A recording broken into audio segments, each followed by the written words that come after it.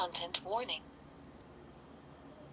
This report contains discussions of racial discrimination, sexual assault, torture, lynching, and other forms of extreme violence. The report contains unedited historical quotations and photographs of white supremacist hatred, torture, lynching, autopsy, and other forms of graphic violence. V. Northern complicity in enslavement. Englanders, the slave trade, and the textile industry. Though enslavement itself was disappearing in the North, white Northerners' participation in enslavement grew along with the Southern cotton economy. White people in New England, for instance, profited from the transatlantic traffic in enslaved Africans, rum manufacturing, and cotton textile production. Northerners had been involved in the transatlantic trafficking of enslaved people for a long time as shipping company owners, slave ship captains, and slave traders. Example, businessmen from the northern state of Rhode Island controlled most of the trade in captive human beings. 105 slaving ships from Rhode Island brought rum to the coast of West Africa and traded barrels of the liquor for enslaved people, who they trafficked to North America. 6 around 24 rum distilleries in the town of Newport, Rhode Island, fed this profitable trade. 307 By the time of the American Revolution, these Rhode Island merchants controlled 2/3 of the entire transatlantic slave trade in the 13 colonies, and they held onto this control after U.S. independence. 308 When added together, white Rhode Islanders were responsible for bringing 100,000 enslaved Africans to North America. 309 Cotton grown by enslaved people in the South fed mills employing thousands of people across New England. Time of the Civil War in 1861, New Englanders had invested more than $69 million in cotton fabric production and operated 570 separate mills. 1,000 Americans worked in the New England textile mills, and the total profits amounted to over $79 million per year. 5. Chapter 2 Enslavement. 1,000 of these enslaved people were captives whom Rhode Island enslavers rushed to bring into the United States before Congress outlawed participation in the transatlantic trafficking of enslaved people in 1808. 310.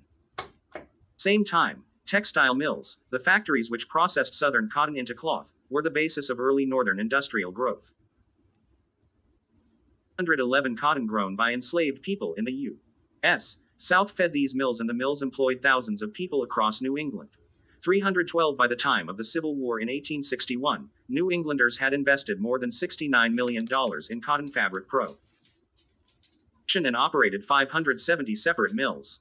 313 Over 81,000 Americans worked in the New England textile mills, and the total profits amounted to over $79 million per year. 14. And the economic power of New York City. New York City is a strong example of how Northerners participated in and profited from enslavement.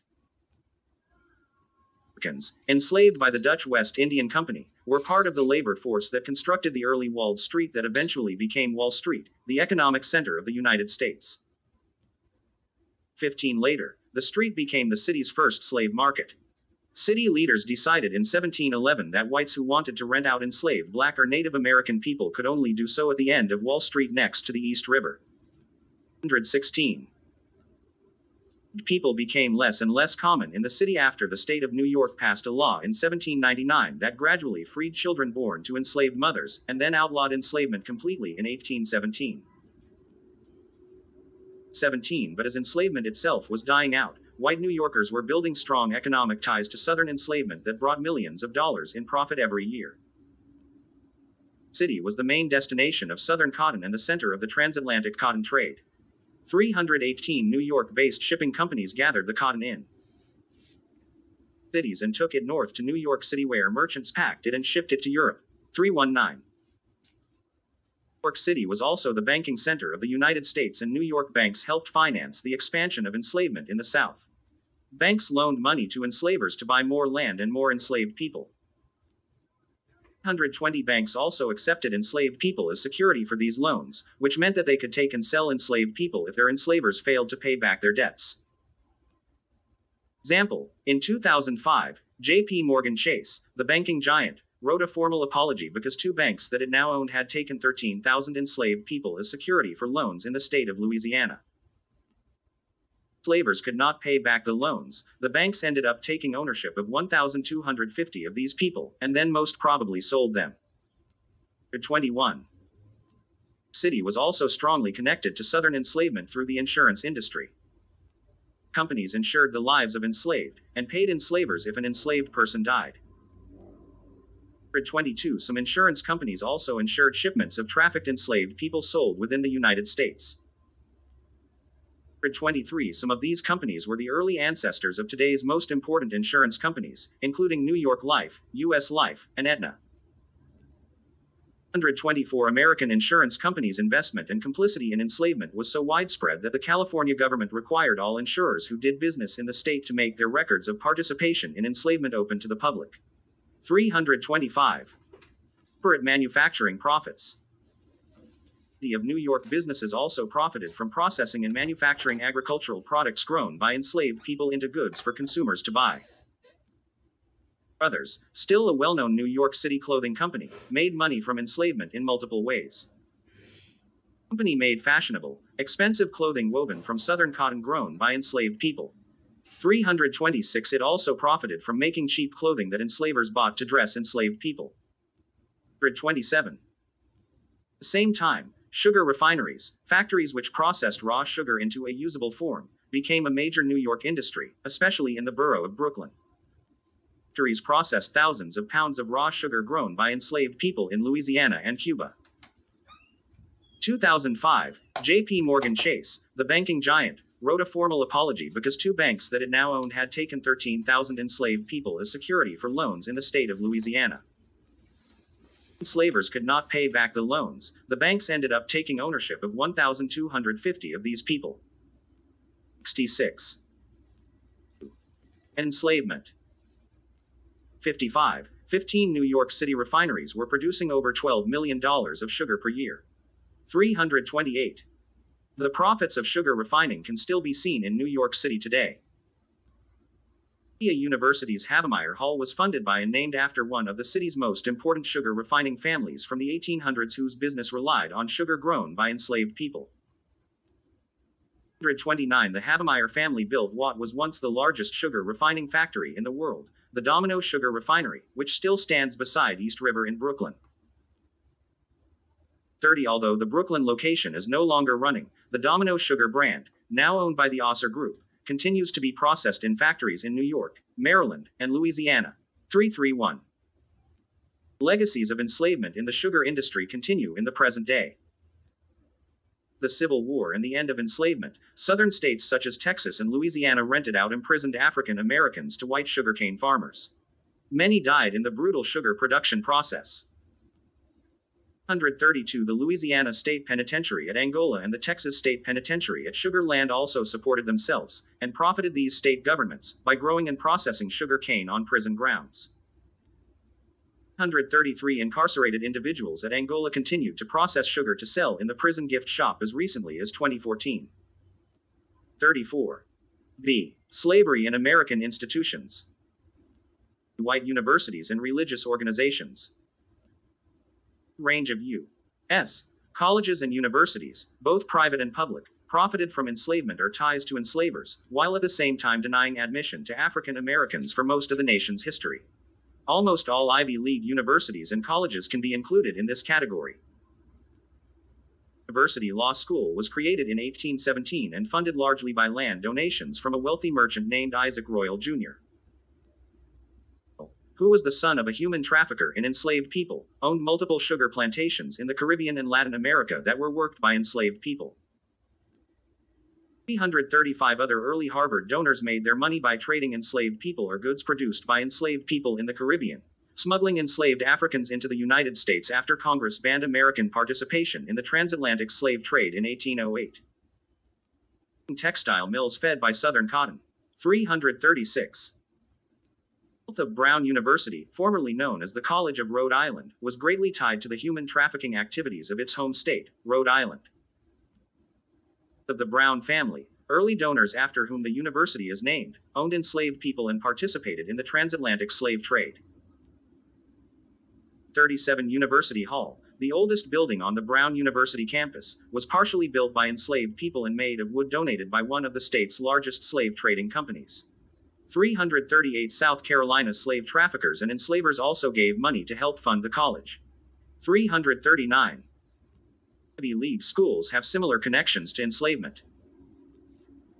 University of Pennsylvania, 340 Princeton University, 341 Columbia University, 342 Yale University, 343 in Dartmouth College, 344 count enslavers, slave traffickers, and/or pro-slavery defenders among their early donors, founders, trustees, administrators, building namesakes, faculty, and alumni. The movement was also strongly linked to religious life and religious organizations in colonial America and the early United States. And religious colleges owned, bought, and sold enslaved people. 145 in the southern enslaving states, some churches raised money to buy enslaved people. Episcopalian churches in Virginia during the 1600s and 1700s attracted new ministers by allowing them use of church-owned enslaved people. 146 some wealthy churchgoers donated enslaved people to churches so that the profits of their labor could be used to fund free schools for poor white children. 47 in the 1700s and 1800s, many Virginia Presbyterian churches hired out enslaved people so that they could use the profits to pay ministers and fund church upkeep. 348 colleges with religious missions also owned and profited from enslaved people. Virginia's College of William and Mary, which was originally an Anglican college to train new ministers, started owning enslaved people by around 1704. 49 enslaved people worked in the college's kitchens, dormitories, laundries, stables, and gardens, or on the college-owned tobacco plantation to raise money for student scholarships. 150 although the college sold off many enslaved people during the American Revolution to pay off its debts, tearing them away from their families and 57 enslavement. 351 enslavement continued on the William and Mary campus until during the Civil War. 352 colleges run by the Society of Jesus, a Catholic religious group better known as the Jesuits, also depended on the lives and labor of the enslaved. Jesuits who operated Georgetown College, now Georgetown University, owned plantations and hundreds of enslaved people. 353 the profits of these plantations funded the school. 154 in 1838, when the college was struggling due to a lack of funding, Jesuits sold 272 enslaved black people to Deep South plantations so that they could pay off the school's debts. 55 even though Jesuit leaders in Rome required that the enslaved people be kept together as families and given Catholic religious education in their new homes, 356 buyers in Louisiana failed to keep these promises. 157 altogether. The mass sale of elders, men, women, children, and infants raised $115,000, equal to around $3 million in 2016, to fund Georgetown College University. 358 direct federal government investment and participation. The federal government directly invested in, protected, and profited from the enslavement of African Americans. U.S. banking system played an important role in funding the expansion of cotton growing and the interstate slave trade.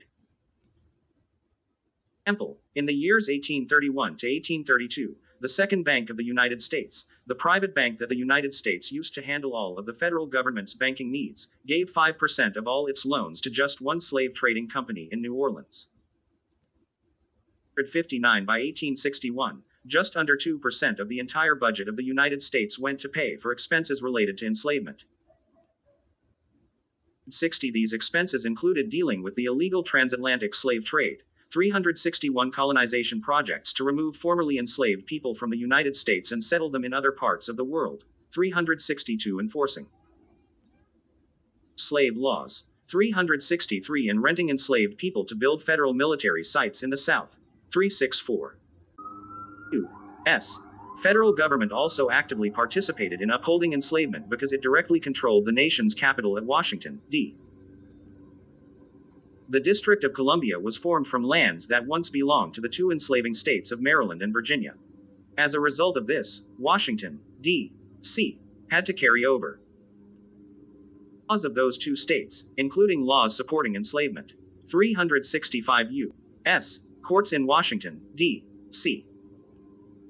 Direct responsibility for punishing enslaved people and deciding cases involving the buying, selling, and inheritance of enslaved people. 366 Since there were no laws against moving enslaved people through D.C., and because D.C. located in the Upper South, the area also became an important location in the interstate slave trade. 367 slave traffickers gathered and imprisoned enslaved people in D.C. pens, where they waited to be moved to the Deep South and sold. 368 Solomon Northup, a free black man who was kidnapped and sold into enslavement in 1841, remembered that he waited to be sold south in a slave pen within the very shadow of the Capitol. 69 That U. Capitol building, 370 along with another major national landmark and symbol of democracy, the White House, was partially built by the labor of enslaved people. 371. 7. Enslavement in California. Slavery's expansion into the West. Large numbers of white Northerners profited from the labor of enslaved people. Many also began to worry about the place of enslavement in the nation's future and to question whether it should be allowed to west into new American territories. Some of this new concern sprung from the abolitionist movement, a northern interracial movement of black and white anti-slavery activists who pushed to end enslavement immediately. 72 Across the 1830s and 1850s, American southern enslaving states, some churches raised money to buy enslaved people. Episcopalian churches in Virginia during the 1600s and 1700s attracted new ministers by allowing them use of church-owned enslaved people. Churchgoers donated enslaved people to churches so that the profits of their labor could be used to fund free schools for poor white children. 1800s and 1800s, many Virginia Presbyterian churches hired out enslaved people so that they could use the profits to pay ministers and fund church upkeep. 58. Chapter 2. Enslavement. Abolitionists published thousands of texts, and gave thousands of speeches, to convince their fellow citizens that enslavement was wrong and against the will of God. 373 They also helped thousands of freedom seekers escape enslavement via a secret network called the Underground Railroad. 374. Most white Northerners disapproved of abolitionism and worried that it would tear the North and South apart. The high-profile nature of the movement and the actions of freedom seekers raised new opposition to enslavement moving west. White Northerners' opposition to the westward expansion of enslavement was based on self-interest. That new Western territories should be free soil, so that free white people could have access to inexpensive farmland and opportunities to build wealth without having to compete with wealthy enslavers and enslaved people. 75 Keeping slavery out of the West became a major goal for a growing number of Northerners, and it put them into conflict with pro-slavery Southerners who wanted enslavement to keep growing westward and to create new enslaving states. 376. Over the westward expansion of enslavement caused bitter political battles and violence in the years leading up to the Civil War. 77 In the 1840s, some Northerners opposed allowing Texas, an independent enslaving nation that had broken off from Mexico, to join the United States. That Texas would add an enormous amount of new territory for enslavement to grow. 378 When the United States declared war in 1846 over conflicts related to Texas, many Northerners supported the idea of outlawing enslavement in any new lands that the United States might take away from Mexico. 179 In 1848, the U.S. did force Mexico to give up a massive territory that included today's states of California, New Mexico, Nevada, and Utah, as well as parts of present-day Arizona, Wyoming, and Colorado. 180. A political crisis grew over whether enslavement should be allowed into these new territories or closed out forever. This crisis intensified when thousands of people rushed to California after the discovery of gold in the state and to set up a new state government with a constitution that outlawed enslavement. 81. Southern politicians in Congress tried to hold the country together by passing a set of laws called the Compromise of 1850. These laws said that California could join the U.S. as a free state and that the residents of New Mexico and Utah territories could decide for themselves whether they wanted to allow enslavement. 382. Compromise of 1850 also gave other important concessions to both the opponents and defenders of enslavement. It ended the slave trade in Washington, D.C. 83 It also included a harsher fugitive slave law that gave enslavers greater federal aid in chasing down enslaved people who escaped to the free states, limited freedom seekers' ability to defend themselves in court.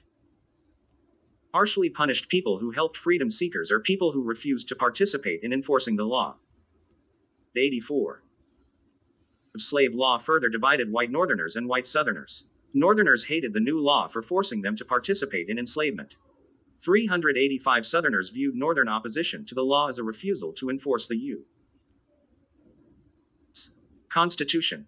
386 Eventually, this conflict spread all the way to California, where pro-slavery Southerners and anti-slavery Northerners fought over what should happen to enslaved people who escaped their enslavement once they got to the free state. 387 and the enslaved in the California Gold Rush. While people in northern and southern states fought over whether enslavement should be allowed to expand west, enslavement already had moved to California. Even though California was supposed to be a free state with an anti-slavery constitution, 388 enslavement existed in the state. 389 More importantly, California's early state government protected the institution of enslavement and greatly limited African Americans' civil rights. 390 Enslavement of African Americans had already started in California before the state adopted an anti-slavery constitution in 1849. California had been part of Mexico. 1861, just under 2% of the entire budget of the United States went to pay for expenses related to enslavement. Expenses included dealing with the illegal transatlantic slave trade, colonization projects to remove formerly enslaved people from the United States and settle them in other parts of the world, enforcing fugitive slave laws, enslaved people to build federal military sites in the South. 9. To enslavement. Or the United States took it in the U.S. Mexico War of 1846 to 1848. Had already outlawed enslavement in 1829, 391, but American enslavers began trafficking African Americans into California before, during, and after the U.S. Mexico War, especially once the gold rush began in 1848. 392. The exact number of enslaved African-descended people in California is difficult to estimate. State census records, which counted the number of people in California, show around 203 enslaved African-descended people living in the state in 1850 and around 178 in 1852. 193 These are probably undercounts because early census records are very incomplete. 94 These incomplete records, though, do show support for the findings of historian Rudolph Lapp, who estimated that at least 500 to 600 enslaved African Americans lived and worked in California during the gold rush. 195 But these numbers may be even higher because another gold rush source estimated that 1,500 enslaved African Americans lived in California in 1852. 196 of these enslaved people suffered traumatic uprooting from their homes and families. Going to California meant a forced separation from family, friends, and community by a distance of thousands of miles.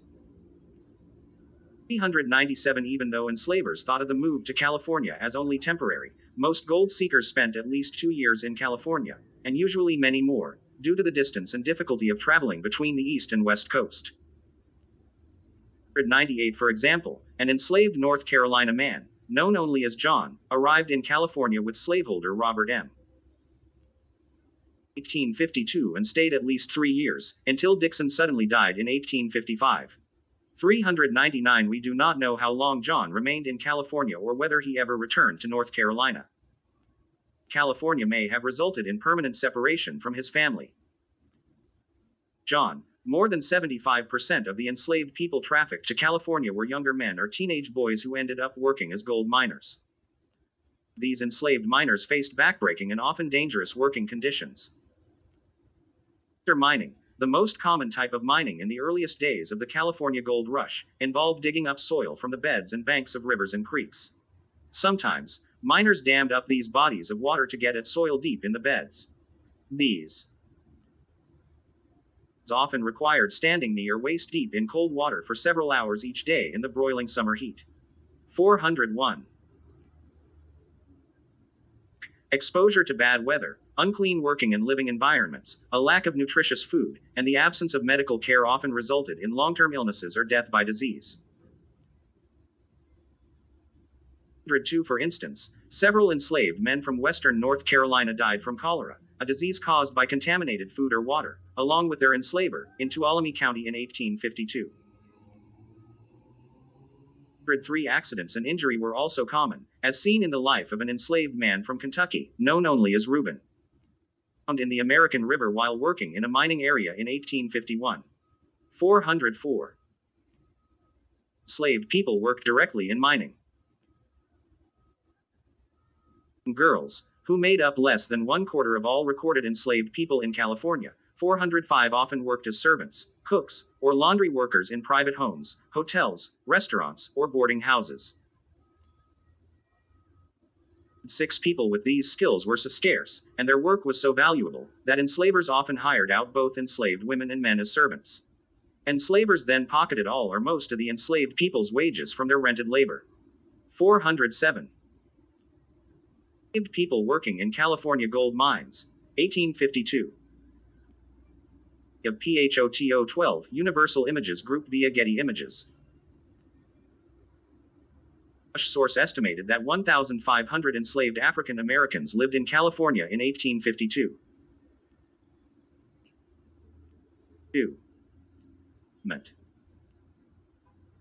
Violence against the enslaved and resistance to enslavement in California. Much like enslaved people in the South, those in California also faced brutal violence. 50. One slaveholder beat an enslaved man in the town square of San Jose for disobeying him. He arrested both men, but ultimately determined that the slaveholder was not guilty of assault because his victim was legally his property. 408. Another case from 1850, an elderly enslaved couple ran away near the town of Sonora. When the slaveholder caught them, he whipped the elderly man until his blood flowed so heavily that it filled his shoes. Escaped with the help of a free black neighbor. 9. One of the worst violent events also happened in 1850, this time in Los Angeles. Chased, shot at, and captured a handful of escaped enslaved people and then beat them until one almost died. 410. Forced journey to California had different outcomes for the enslaved people who survived it. Many people probably worked in California for a few years before returning to enslavement in the South. Especially those who were allowed to keep a small portion of their wages from hiring out or digging gold, saved enough money to buy their freedom. 411. Finally, some enslaved people worked under formal or informal indenture agreements by which they promised to work for a certain number of years in California, or to earn a certain amount of money in exchange for their freedom. 12. Enslaved people who bought their own freedom might then also earn enough money to free their family members. 413. Numbers of enslaved people also saw California as a place where they could take their own freedom or challenge their enslavement.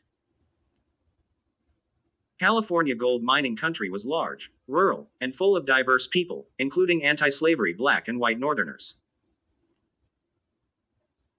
Easier to run away, hide, and find allies in California than in the southern enslaving states.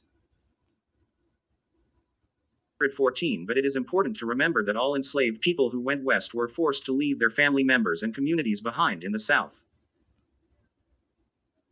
Reason: escape was not a good option for many enslaved people because staying with enslavers was their only way to keep in touch with their families. Enslavers used their control over enslaved people's family members to force them to cooperate. For this reason, enslaved people may have been more likely to resist in other ways besides running away. Some refused to work or escaped temporarily until they were allowed to keep more of their earnings. 415. This might have been a safer path to freedom than running away if they could earn enough money to buy themselves and their family members out of enslavement. Legislature's Complicity. California's 1849 anti-slavery state constitution did little to stop the violence and exploitation that enslaved people suffered. The Constitution said that neither slavery nor involuntary servitude, unless for the punishment of crimes, shall ever be tolerated in this state. 416. The problem was that enslavement already existed in the state and was already being tolerated there. Constitution also said nothing about what should happen to those enslaved people who already lived in California or those who came after statehood. The California Constitution could say that the state would not tolerate enslavement, but this statement did not mean much without laws making it a crime to keep someone enslaved, laws to free enslaved people, laws to punish enslavers, laws to protect African Americans' freedom. 417. White Southerners took advantage of this lack of specific laws against enslavement to keep enslavement going in California. California's 1849 Constitutional Convention, a meeting to write the state's first constitution, pro-slavery politicians from the South quietly accepted the law banning enslavement. 418. But after statehood, a large number of Southern pro-slavery men ran for political office in California so that they were overrepresented in the state government compared to their overall population in California. With pro-slavery views had a great deal of power in the state legislature, the state court system, and among California's representatives in the U.S. Congress. 419. During the 1850s, these men used their political power to make sure that California protected. Another case from 1850, an elderly enslaved couple ran away near the town of Sonora. The slaveholder caught them. He whipped the elderly man until his blood flowed so heavily that it filled his shoes. The couple later escaped with the help of a free black neighbor. 71. Chapter 2. Enslavement.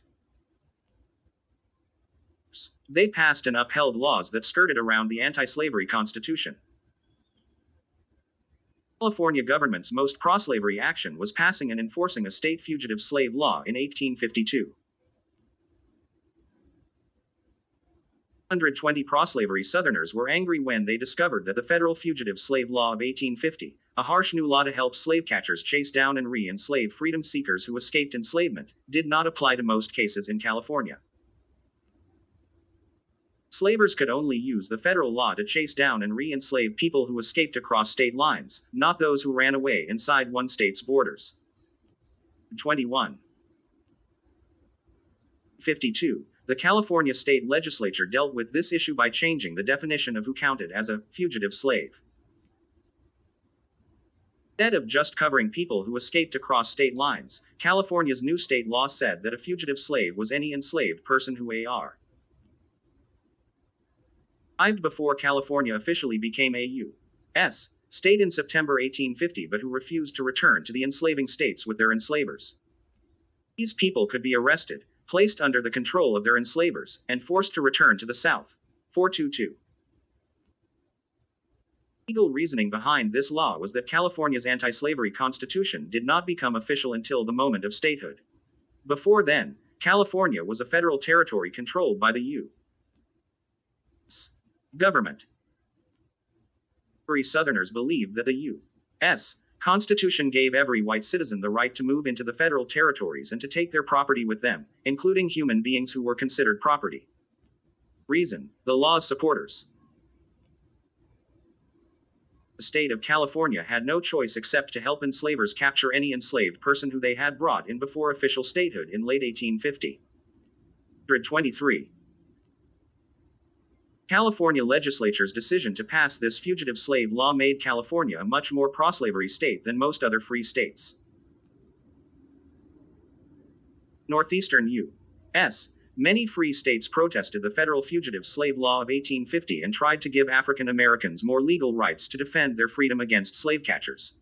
California did the opposite. 424. California fugitive slave law of 1852 allowed enslavers to use violence to capture enslaved people. It also required state officials to help enslavers capture and arrest enslaved people. Those who refused to help could lose their jobs and/or have to pay expensive fines. The California fugitive slave law, much like the federal fugitive slave law, said that people accused of being fugitive slaves could not testify in court to defend their rights.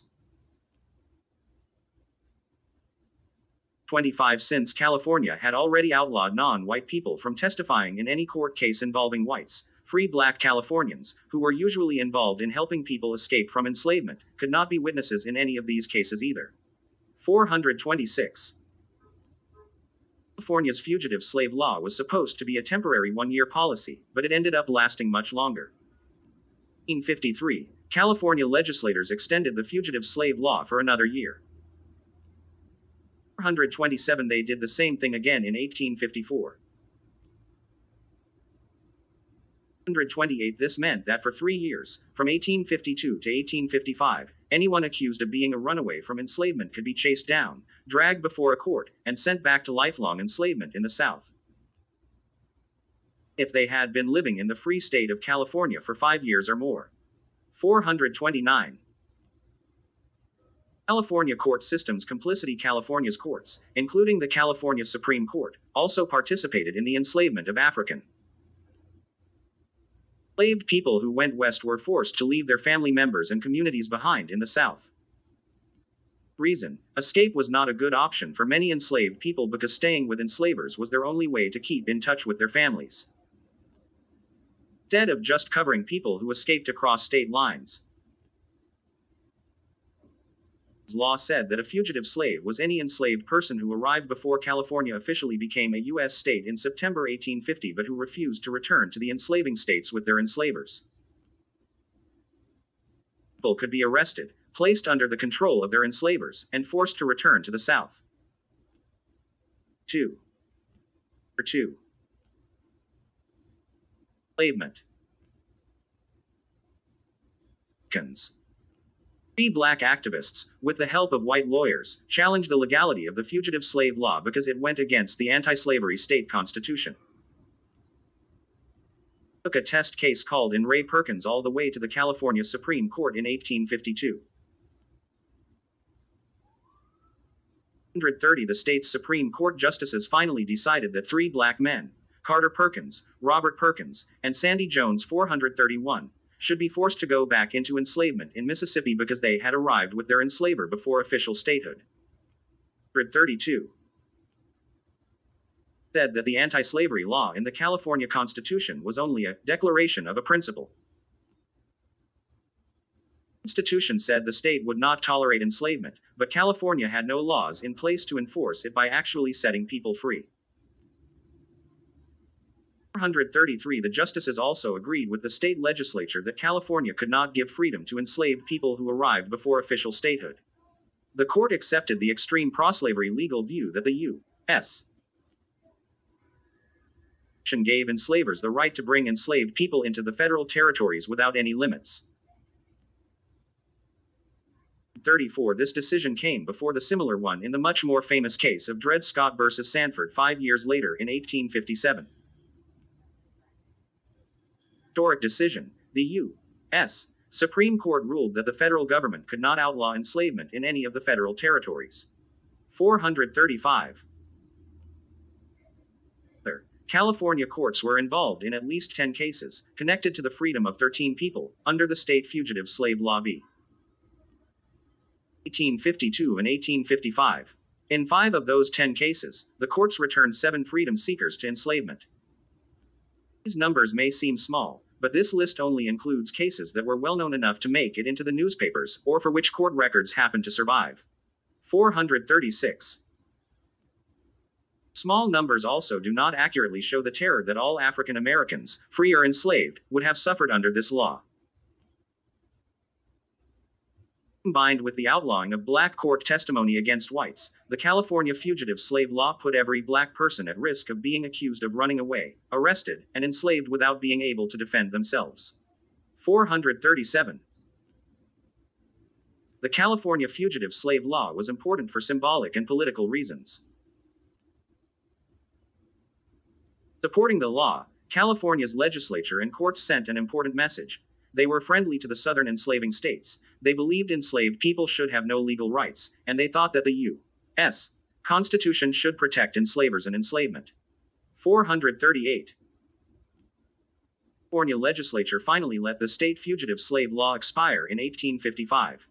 439 Still, cases involving freedom seekers from enslavement continued.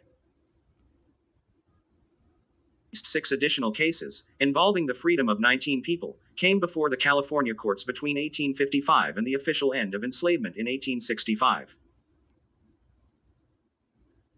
140 all of these cases, including the famous 1856 freedom case of Bridget Biddy Mason in Los Angeles County, eventually led to enslaved people's freedom. 141. Example: the case of Archie Lee from 1857 to 1858, the pro-slavery California Supreme Court made every effort to return him to enslavement. His enslaver, Charles Stovall, forced him to go with him to California years after the state fugitive slave law had expired. California's Supreme Court justices decided that since Stovall was a young man who suffered from constant illness, and he did not know about California's laws, he should not be punished by losing his right to own Archie Lee.